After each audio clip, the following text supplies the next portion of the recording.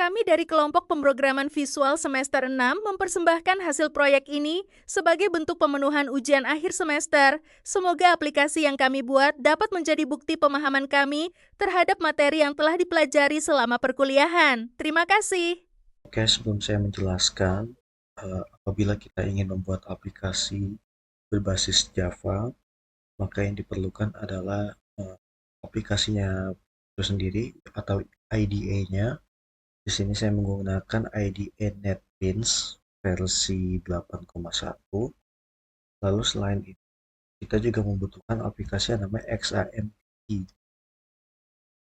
Eh, Fungsi dari XAMPP ini adalah menghubungkan aplikasi yang kita buat kepada server database yang juga kita buat agar saling terhubung dan bisa kita gunakan nantinya. Di sini aplikasi yang kami buat itu bertema dengan sistem penerimaan barang pada PT Lion Superindo, yang dimana PT Lion Superindo ini adalah tempat saya bekerja.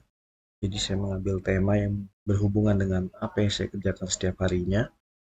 Tapi ini merupakan versi simple, versi sederhananya. Lalu selain aplikasi yang kita butuhkan untuk menjalankan program, kita juga perlu membuat database, di mana database ini kita gunakan untuk menyimpan data-data yang akan kita perlukan nantinya. Di sini saya membuat database dengan nama DB penerimaan barang, di mana di dalam database ini saya memiliki 3 tabel utama, yaitu ada tabel penerimaan, tabel supplier, dan juga tabel user. Dan di mana di tabel supplier ini saya sudah memasukkan beberapa nama-nama supplier ya, di antara ada 8 nama, dan nantinya bisa kita tambah ataupun kita hapus dan dari sini langsung ataupun melalui program aplikasi yang telah kita buat. Database yang kalian ingin buat itu sudah dibuat dan berhasil terkoneksi dengan XAMPP. Selanjutnya yang harus kalian buat adalah form programnya. Di sini kalian harus membuat package-nya apa, lalu membuat formnya, serta membuat koneksinya, koneksi.java. Karena menurut saya ini penting ya, koneksi.java itu berfungsi untuk mengkoneksikan program yang telah kalian buat, aplikasi yang telah kalian buat kepada database yang telah kalian buat juga tadi. Kalau misalnya file koneksi ini tidak ada, maka aplikasi yang kalian buat juga dan juga database yang kalian buat itu tidak akan saling terhubung. Dan nanti apabila tidak saling terhubung, maka kalian tidak akan bisa menambahkan data supplier, data barang, maupun menghapusnya. Saya memiliki beberapa codingan yang diantaranya itu ada codingan login.java, lalu ada penerimaan.java, lalu ada menu utama.java, dan juga laporan utamanya. Itu laporan penerimaan.java. Kita bahas satu persatu dari mulai login.java. Ini adalah tampilan desain dari menu login yang telah saya buat. Saya menambahkan beberapa J panel dan juga J label dan juga button-button untuk login maupun untuk keluar. Lalu untuk desain penerimaannya kurang lebih seperti ini. Ada J panel, lalu ada combo box di sini, lalu ada button untuk simpan, ubah, edit, hapus ataupun reset. Dan sini saya membuat table untuk menampilkan barang apa yang sudah kita terima tadi.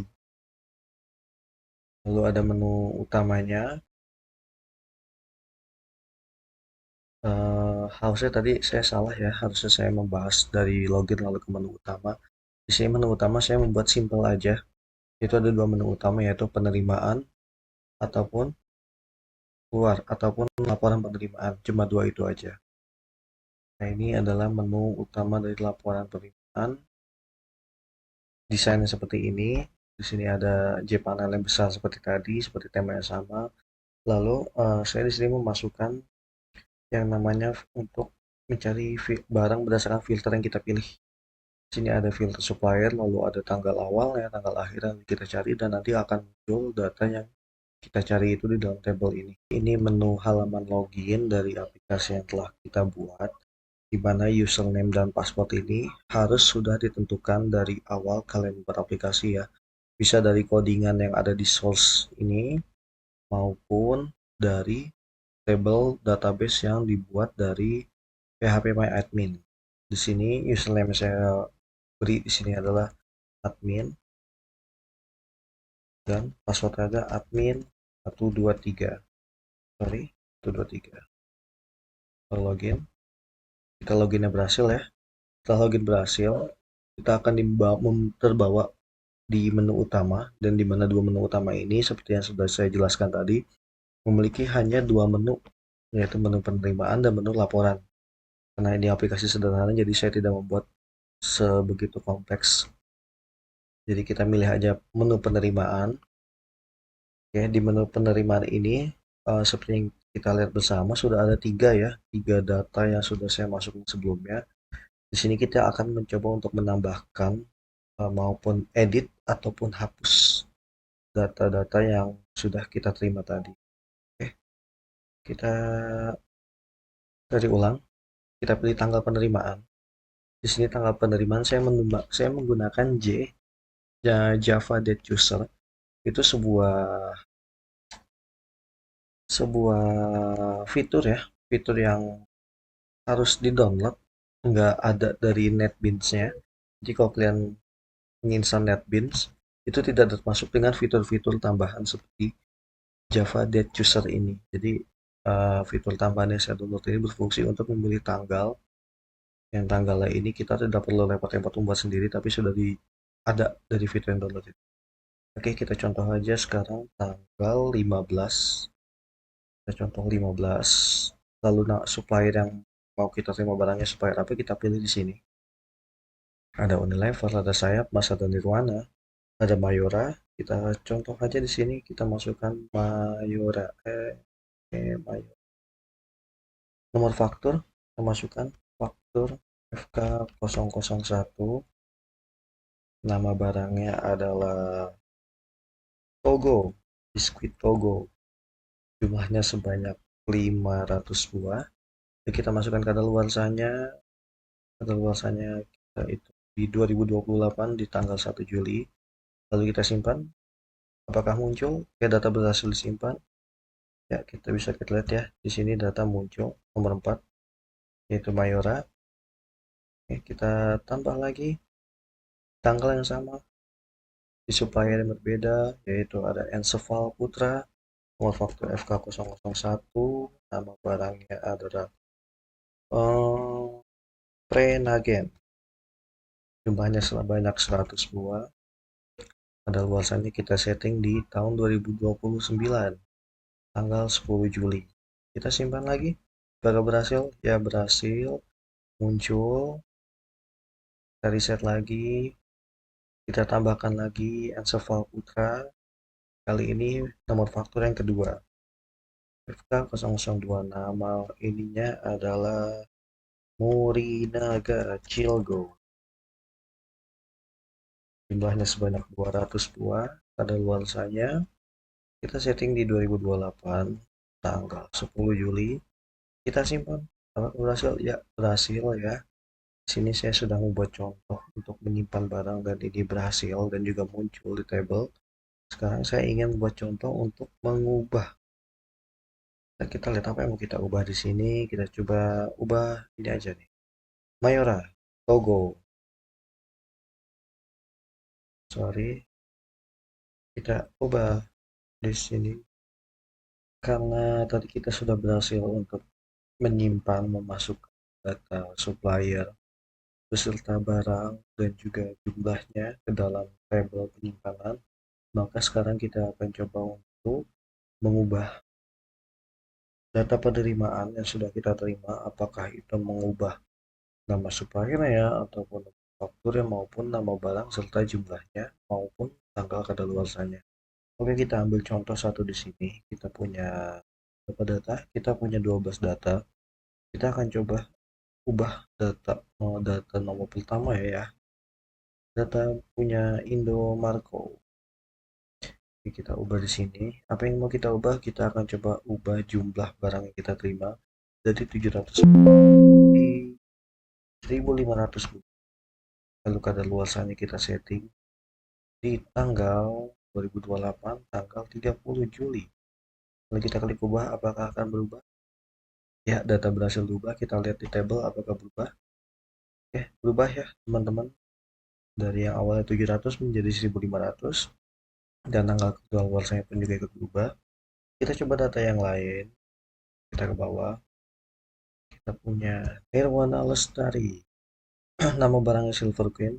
Jumlah barangnya kita ubah jadi 1.000. Coba kita nama barangnya kita ubah ya, Silver Queen coklat. Kita mau lihat apakah bisa berubah. Kadaluarsa kita atur di 2030 tanggal 1 Juli. Kita lihat ya, berubah teman-teman. Di sini berubah jadi Silver Queen coklat. Jumlah barangnya, oh maaf tadi saya salah ketik ya, harusnya 1.000. Dan jumlah ininya, ke tanggal kadaluarsanya ikut berubah. Ini berarti fitur ubah yang kita buat ini berhasil ya. Lalu karena tadi kita sudah berhasil untuk menyimpan data supplier lalu mengubah data yang diterima, maka selanjutnya kita akan mencoba untuk menghapus data supplier yang kita miliki di sini. Oke, kita coba hapus dari yang terakhir. Nirwana Lestari nomor 12 dengan nama barang Silver Queen dan jumlah 400 buah, kita akan hapus. Yes, dan data berhasil dihapus. Apakah terhapus di table? Ya, terhapus teman-teman. Lalu kita selanjutnya Indomarko kita hapus lagi. Apakah berhasil dihapus? Ya, data berhasil dihapus. Jadi lalu kita coba tombol reset. Ya, reset juga teman-teman. Jadi sejauh ini tombol-tombol yang ada di sini itu berfungsi semuanya. Dan kita akan lanjutkan untuk melihat cetak laporan. Oke, di sini kita sudah ada di menu form laporan penerimaan barang, dan di mana di sini sudah tertera total barang-barang yang sudah kita terima. Ada 10 data dari awal 12 data karena 2 data yang sudah kita hapus. Di sini kita punya filter yang namanya cari barang berdasarkan supplier. Apa aja pilihannya, yaitu supplier apa yang mau kita pilih. Ini ada data-data supplier yang sudah dimasukkan sebelumnya. Kita coba contoh Enseval Putra. Tanggal kedatangan awalnya tanggal berapa, kita masukkan tanggal 1 hingga tanggal 31. Lalu kita cari, ya muncul 2 data, yaitu tanggal 15 bulan 7 dan 15 bulan 7. Ada 2 data di hari yang sama dengan total 100 dan juga 200 buah. Lalu kita coba lagi Indomarko, apakah muncul? Ya, ada 2 data juga.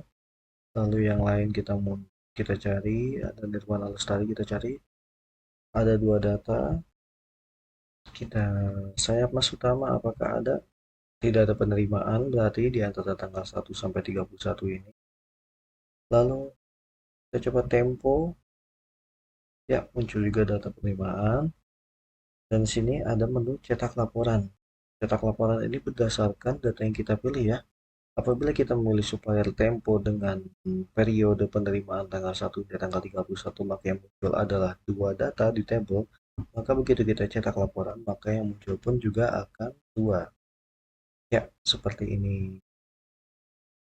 Oke, lalu kita coba ubah menjadi Indomarko. Kita lihat apakah, sorry, belum kita cari ya. Muncul 2, kita cetak laporan. Ya, maka muncul 2. Sekarang jika kita memilih semua supplier dalam periode 1 sampai 31, kita cetak laporan, maka yang muncul adalah semua supplier. Oke, di sini jika kita mau save data laporan yang kita punya ataupun mau print, diperbesar, diperkecil, bisa ya teman-teman. Dan Untuk form laporan ini saya menggunakan aplikasi yang namanya Jasper Studio. Teman-teman bisa download, tapi di NetBeans juga ada bawaannya, tapi jika kalian mau lengkap versinya bisa download di Jasper Studio. Oke, sekian teman-teman dari kami penjelasan tentang aplikasi sederhana yang telah kami buat